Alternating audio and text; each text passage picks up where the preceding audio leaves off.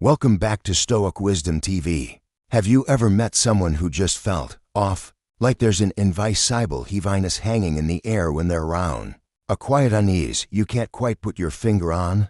It's not loud or obvious, no snarling villain twirling a mustache, but it's there, draining the energy from the room like a slow leak you don't notice until everything's flat.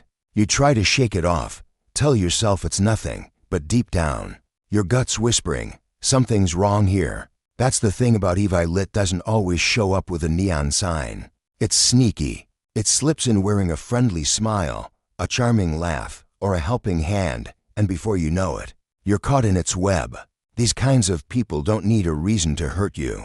They don't sit around plotting like some cartoon bad guy. No, they do it because it's who they are. They twist, they manipulate, they control it with fists or threats, but with something far subtler, a slow, steady chipping away at your confidence, your calm, your grip on what's real. Think about it. How many times have you walked away from someone feeling smaller, more uncertain, or just plain exhausted, without knowing why? That's their game. And the worst part? They're good at it.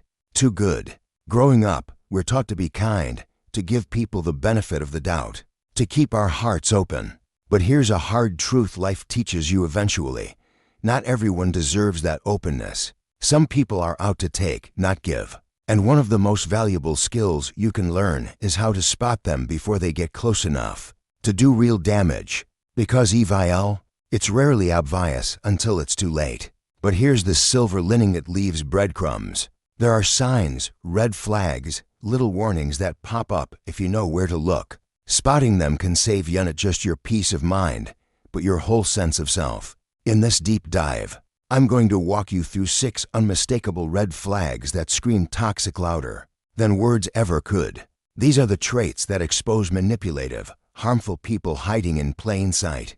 Learn these, and you won't just dodge a bullet, you'll take back your power. Before we jump in, if you're ready to guard your peace and level up your mindset, hit that subscribe button. Let's get started. Red flag 1. They lie like it's their job.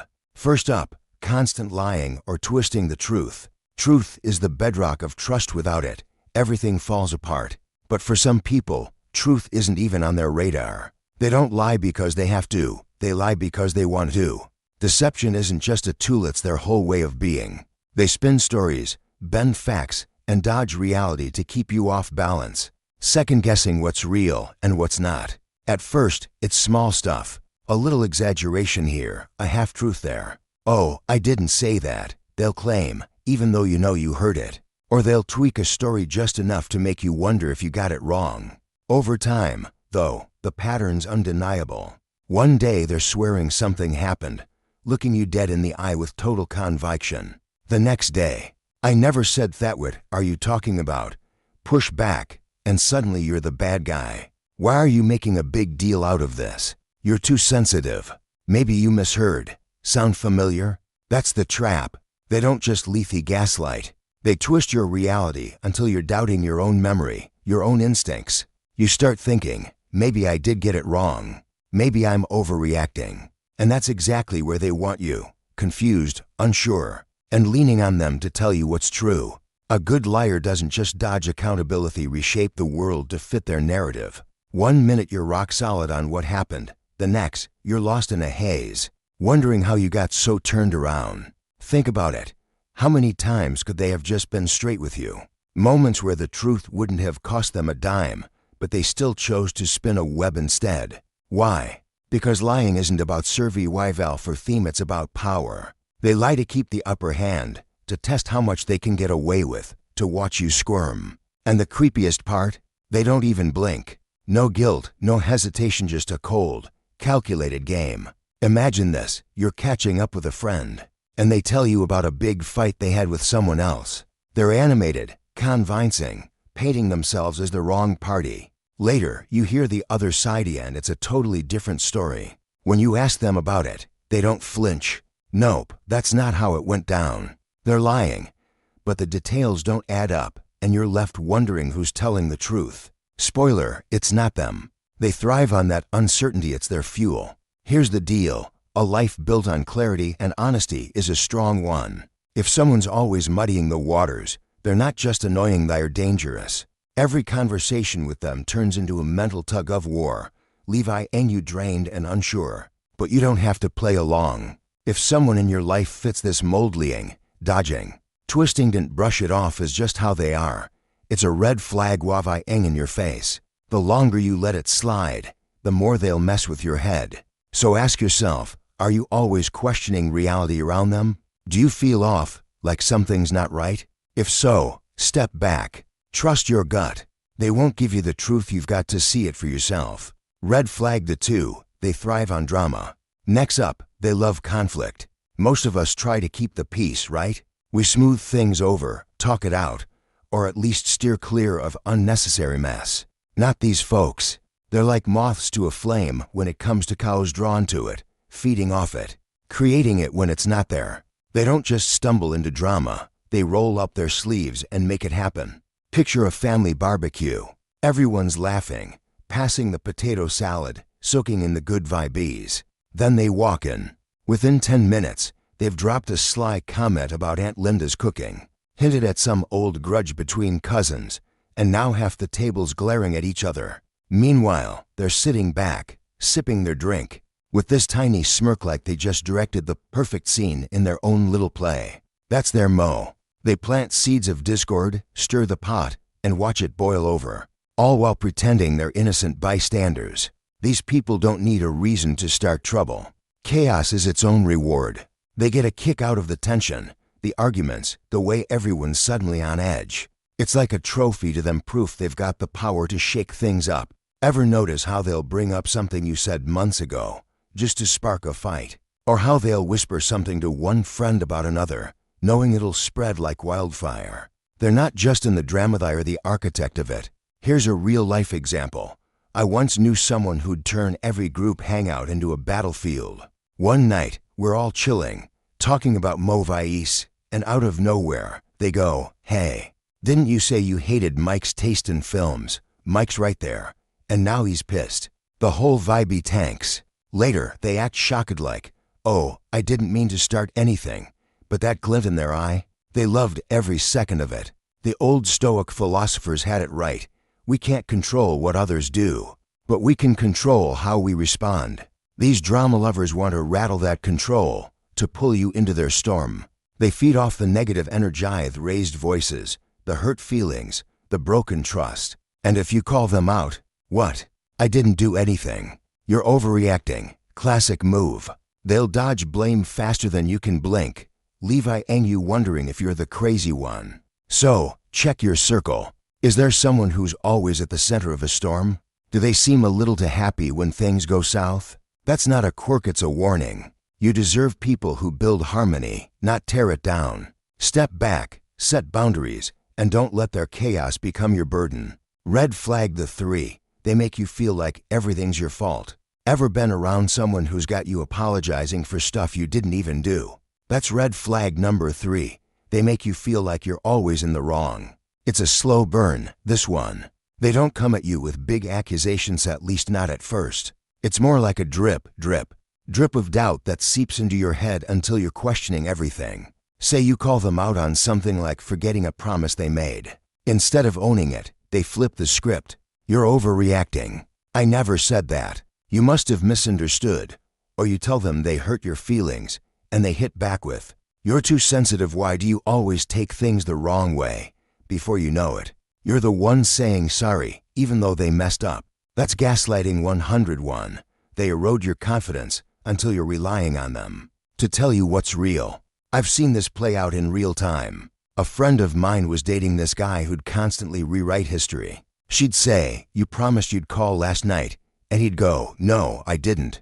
You're imagining things again." She'd end up apologizing, thinking she'd gotten it wrong every single time. Months later, she was a shell of herself, always doubting her own memory.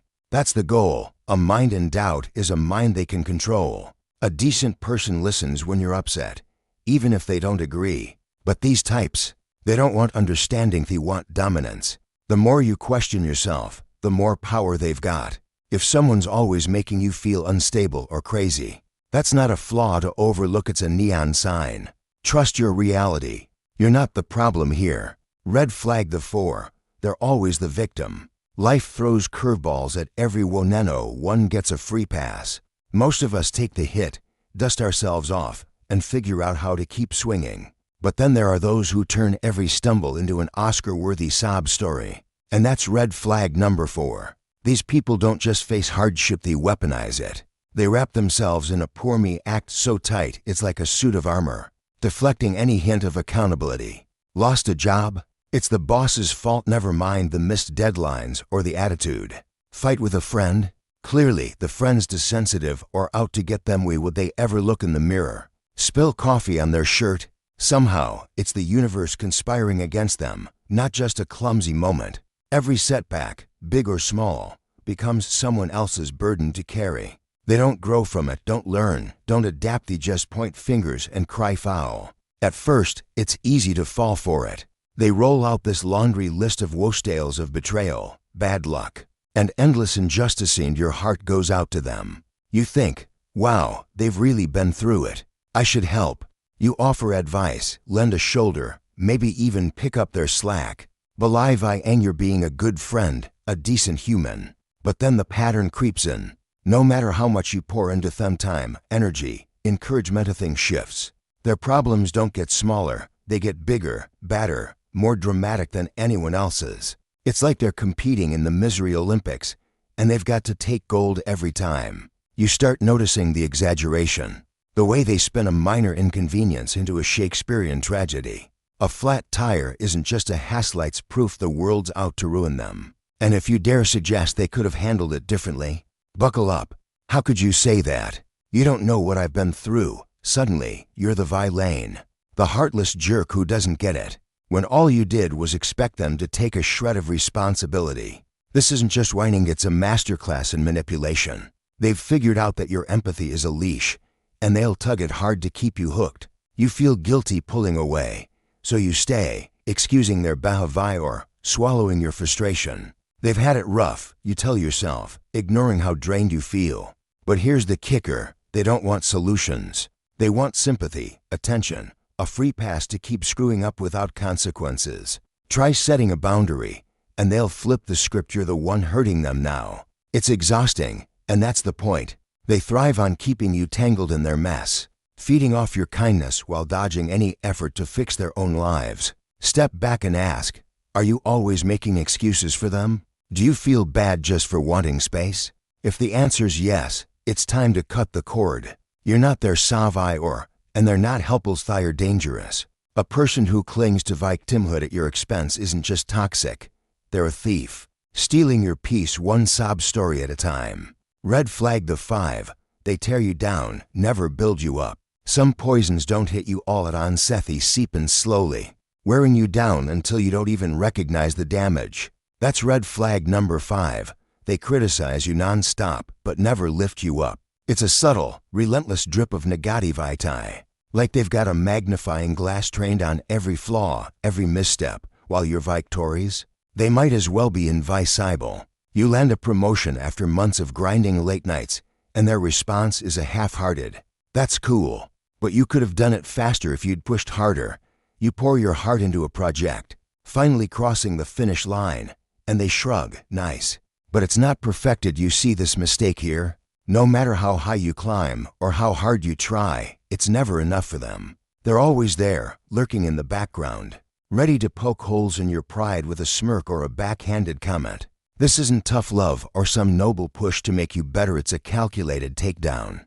They're not in your corner, cheering you on. They're on the sidelines, chipping away at your confidence with surgical precision. They don't want you standing tall, chest out, owning your wins. They want you small, uncertain, second-guessing yourself until you're looking to them for approval. Picture this, you've been training for a 5K, something you never thought you could do. You cross that finish line, sweaty and beaming, and tell them about it. Their response? "Oh, that's cute, but it's not like it's a marathon or anything." Meanwhile, they're quick to flex their own highlight show. They aced a presentation, how they're killing it at work, how they're just naturally better at, well, everything. It's not about you at all, it's about their desperate need to feel big. And the only way they get there is by keeping you down. I've seen this play out too many times. A friend of mine started a small business, pouring every spare minute into it. She was thrilled when her first sale came through until her so-called bestie chimed in. "That's great, but it's just one order. Don't get too excited." Over time, she stopped sharing her wins, convinced they weren't worth celebrating. That's the goal. They plant seeds of doubt so deep you start hearing their voice in your head, drowning out your own. The worst part? They don't even hide their glee when you falter. It's like your stumbles are their fuel. But here's the truth. Your worth isn't up for debate, and it sure as hell doesn't hinge on their approval. They don't get to define you. Your wins, your growth, your journey, that's yours to measure, not theirs to tear apart. Ask yourself, are they always nitpicking, never celebrating? What do they gain from dimming your light? And what are you losing by letting them? Step back, guard your spirit, and don't let their bitterness become your yardstick. You deserve people who see your shine, not ones who live to snuff it out. Red flag the 6, they don't care about your pain. If there's one trait that separates the good from the truly toxic, it's empathy, the ability to step into someone else's shoes, to feel their joy, their hurt, their humanity. It's the glue that holds us together as people. But then there's red flag number 6, they don't care about your pain. Not a flicker, not a hint. Good people meet you in your highs and lows. They laugh with you, cry with you, sit with you when the world feels heavy. These folks, they're a brick wall of indifference, ice cold and unyielding. You could be crumbling under the weight of a loss, a loved one's passing, or a dream that's slipped through your fingers, and they'll just shrug. Life sucks, deal with it, they mutter. Like your heartbreak's a minor inconvenience they can't be bothered to process. Or worse, they hijack the moment, spinning it into a story about them, how they've had it harder, how your pain doesn't even compare. Their lack of compassion isn't just rude, it's a gaping void where a heart should be. Imagine pouring your soul out to someone you trust. Maybe your dog just died, the furry little buddy who greeted you every day. With a wagging tail and you're a mess, tears streaming, voice cracking. You turn to them, hoping for a kind word, a gentle touch, anything to soften the ache. Instead, you get a blank stare, a flat "oh, that's too bad," and then they're scrolling their phone. Or worse, launching into how their pet's death years ago was so much worse. You're left sitting there, raw and exposed, while they act like your grief's a speed bump they'd rather drive over than stop for. It's not that they're bad at feelings, it's that they don't have them for you. That chill in the air, that's their emptiness, and it's suffocating. They don't see you as a person with a beating heart. You're just a prop, a tool, something to use or ignore when it suits them. I've watched this unfold in real life. A co-worker once broke down at the office after a brutal break. Years of her life up in smoke. She confided in someone she thought was a friend, and their response? A curt "everyone goes through that, get over it," followed by a pivot to their own dating woes. She walked away feeling smaller, invisible, like her pain didn't even register. That's the danger here. Their apathy isn't passive, it's predatory. They thrive on your isolation, knowing a lonely, unseen soul is easier to manipulate. But here's the truth. You're not invisible, and your struggles matter. If someone can't muster a shred of warmth when you're hurting, they're not just a stanthi or a threat. Their coldness can drag you into a dark place, draining your spirit until you forget what it's like to be cared for. Don't waste your breath trying to thaw them out. Walk away, protect your heart, and surround yourself with people who really see you before their emptiness swallows you whole. Recognizing these red flags isn't a walk in the park, especially when your heart's tangled up in the mix. We're wired to care, to hope, to see the best in people, even when they're showing us their worst.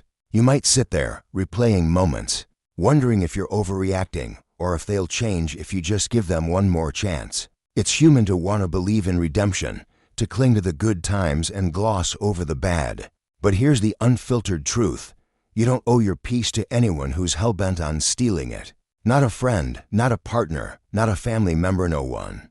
The moment you spot these signs, whether it's the lies, the drama, the cold indifference, or standing at a crossroads, you can keep handing over pieces of yourself, letting them chip away at your confidence and calm. Or you can choose something radical, to step back, shield your soul, and take back what's rightfully yours. Your mind, your heart, your life, they are not up for grabs. They're worth fighting for. This isn't about being cold or cutting people off without a second thought. It's about knowing your limits, honoring your worth, and refusing to let someone else's poison seep into your veins. Think about it. How many times have you stayed in a draining situation because you felt guilty levying? How many nights have you spent replaying their words, trying to fix what they broke, when deep down you knew it wasn't your mess to clean up? That ends now. Seeing these red flags isn't just awareness, it's power. It's the power to say, enough, to draw a line in the sand and mean it. Maybe it's a quiet exit, fading out of their orbit without a word. Maybe it's a hard conversation, laying out why you're done. Either way, it's yours to decide. You're not here to be their punching bag, their audience, or their crutch. You're here to live, to thrive, to build a life that feels good, not one that leaves you hollow. I've been there, tangled up with someone who checked every box on this list. It took me years to see it, longer to walk away. But when I did, it was like breathing for the first time in ages. Have you dealt with someone like this? Maybe a friend who drained you dry, a partner who twisted your reality, a relative who thrived on your pain. Drop your story below, we'd love to hear it. And trust me, you're not alone. We've all got battle scars from these encounters, but sharing them can light the way for someone else. If you're on this journey learning to spot the toxic, building your resilience, reclaiming your strength, at that subscribe button. There's so much more to unpack, from dodging manipulators to mastering your mindset. Take care of yourself out there. Trust that gut of yours, it's smarter than you think. And never, ever settle for less than you deserve. Your peace isn't negotiable, it's your birthright. Claim it. If this message resonates with you, please like, share, and subscribe for more content that will help you create the life you truly deserve. Thank you for watching. See you in the next video.